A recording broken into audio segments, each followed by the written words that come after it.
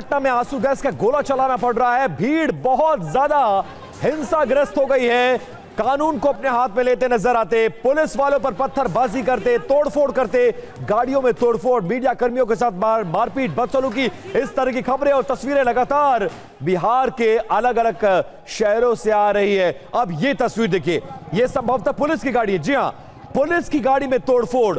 आखिरकार ये कैसा प्रदर्शन है? अपनी मांगों को मनवाने का, ध्यान को आकर्षित करने का, सरकार पर दबाव बनाने का तमाम अलग अलग तरीके हैं, लेकिन पुलिस पर हमला करके, सरकारी संपत्तियों को तोड़कर, मीडिया कर्मियों पर हमला करने के बाद, हिंसा करने के बाद किस तरीके से ये मांगे को मनवाने की कोशिश की जा रही है। और देखिए, मजबूरन पुलिस को कानून व्यवस्था का पालन कराने के लिए सड़कों पर उतरना पड़ा।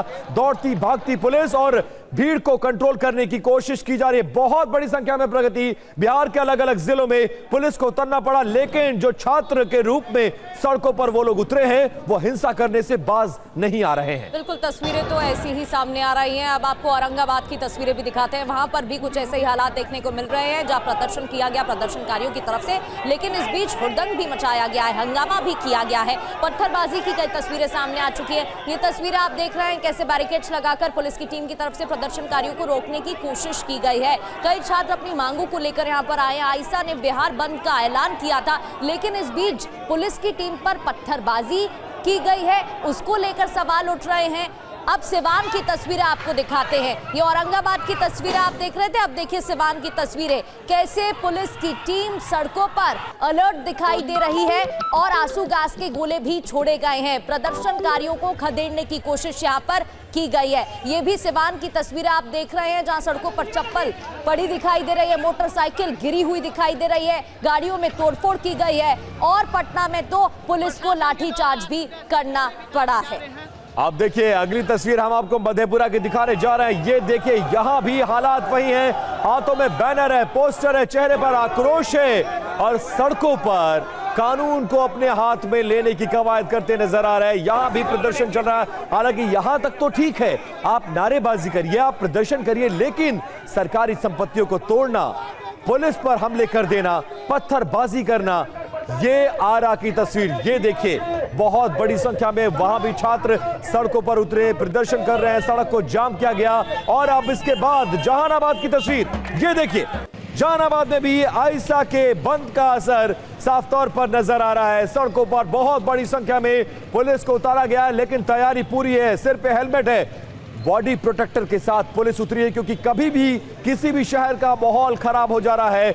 लगभग जो तस्वीरें, जो इस वक्त इंफॉर्मेशन आ रही है, बिहार के 8 जिलों में इसका व्यापक असर देखा जा रहा है। रुपेश कुमार, एक बार फिर से आपका रुख कर रहा हूं मैं। रुपेश, इस वक्त पटना समेत बिहार के उन 8 जिलों में क्या हालात हैं जहां की तस्वीरें आ रही है? हिंसा हो रही थी, पत्थरबाजी, भीड़ को कंट्रोल करने के लिए आंसू गैस के गोले, सरकारी संपत्तियों को नुकसान, पुलिस की गाड़ी को पलटा जा रहा, और तो और मीडिया कर्मियों पर भी हमले की खबर आ रही थी। क्या स्टेटस है अभी?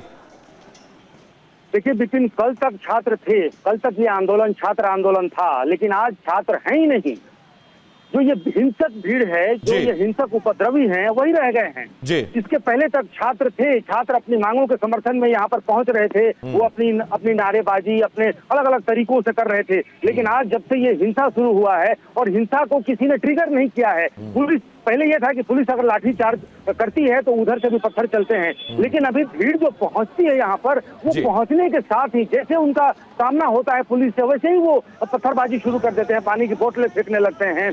यानी कि ये स्टूडेंट्स जो हैं वो पीछे हो गए हैं, स्टूडेंट्स थोड़े पीछे हो गए हैं, और सामने जो बच गया है, जो रह गया है, वो सिर्फ ये उपद्रवी और ये हिंसक भीड़ रह गई है, जो पुलिस की गाड़ियां पलट रही है, पुलिस के ऊपर पत्थर चला रहे हैं, और पुलिस के खिलाफ जो यहाँ पर एक्शन देखने को मिल रहा है। पुलिस लाठी चलाती है बाद में, लेकिन उपद्रवी जैसे पहुंचते हैं, सामने पुलिस वाले पड़ते हैं और पत्थरबाजी शुरू हो जाती है। कुछ देर पहले यहाँ पर पुलिस ने हल्का बल प्रयोग किया था, लेकिन उसके बाद जितना जत्था यहाँ पर पहुंच रहा है, जितने जत्थे यहाँ पर पहुंच रहे हैं, उन सबका एक ही डिजाइन है कि बस सामने जैसे ही वो देखते हैं कि पुलिस वालों से अब सामना पड़ गया, बस दूसरे तरफ से हिंसा शुरू हो जाती है। आपने अभी कहा कि ये हिंसा के लिए वो हिंसक हो जा रहे हैं, लेकिन अब मैं जो देख रहा हूँ वो हिंसक हो नहीं रहे हैं, बल्कि वो आते ही वो हिंसक होते हुए ही आते हैं। रुपेश, और इनकी ये बॉडी लैंग्वेज को लेकर, इनके प्रदर्शन के तरीकों पर देखकर आपको नहीं लग रहा जैसे ये सड़कों पर उतरे ही हैं हिंसा करने के लिए?